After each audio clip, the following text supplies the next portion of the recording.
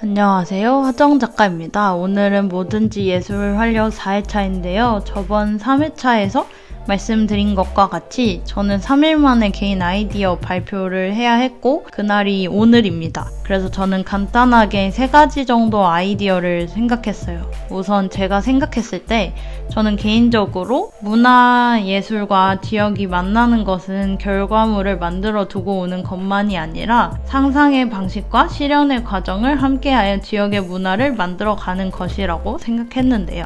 그래서 제가 첫 번째로 생각한 아이디어는 창신동에 있는 유휴 공간을 활용해서 갤러리 스페이스로 만드는 것이었습니다. 사실 제가 생각했던 것은 창신동에는 뭐든지 아트하우스로 인해 연극 분야의 문화 생활을 향유할 수 있는 기회가 넓어졌다고 생각을 했지만 다만 미술 분야는 아무래도 조금 접하기가 힘들 거라고 생각이 들기도 했고 신진 미술 작가에게 좀 더 많은 기회를 창출하고도 싶었어요.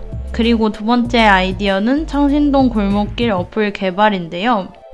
제가 사실 창신동은 살면서 처음 와봤는데요. 와서 느낀 점은 진짜 언덕이 너무 많고 길도 너무 많고 잃어버리기 너무 딱 좋다라는 생각을 했는데요. 사실 저는 길치기 때문에 저에게 표지판은 중요합니다. 근데 여기는 표지판도 별로 없어서 진짜 직감적으로 다녔습니다. 그리고 제가 아무래도 남해에 있기 때문에 영향을 받은 부분도 있는 게 남해의 바랫길이라는 유명한 걷기 코스가 있어요. 이 코스도 조금 많이 나뉘어 있는데 바랫길 어플이 있어서 바랫길이 아닌 곳으로 걸어가게 되면 경고음도 울리고 다 걸으면 배지도 주는 좋은 어플이 있더라고요. 그래서 이것처럼 창신동에서도 조금 재미있게 활용할 수 있을 것 같다는 생각이 들었고 골목길을 헤매는 것이 아니라 즐기고 어디를 걸어가는지 알 수 있으면 좋겠다라는 생각이 들어서 이 아이디어를 냈습니다.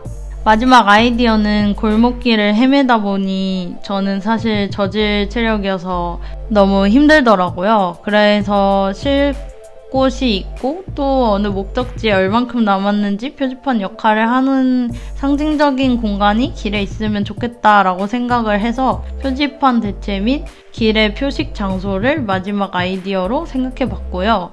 발표가 끝나고 나서 다른 분께서는 저에게 길바닥에 표시를 해보는 것도 좋을 것 같다고 아이디어를 주셨습니다.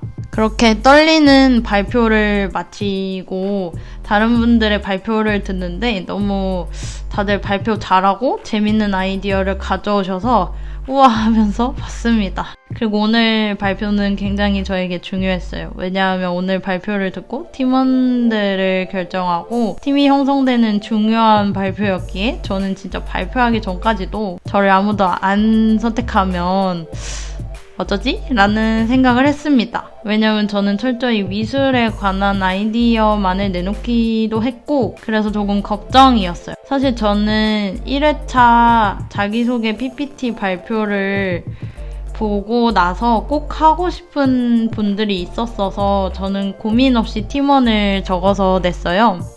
저는 일단 사운드 아티스트와 해금 연주자 그리고 기획자 이렇게 3분을 적어서 냈고요. 이제 종이를 취합하시고 조를 띄워주셨는데 저희 조가 저 포함 4명으로 다른 조에 비해 1명 더 많게 되어 있더라고요. 그래서 정말 다행이다. 와, 제가 하고 싶어 했던 분들도 계셔도 너무 좋다.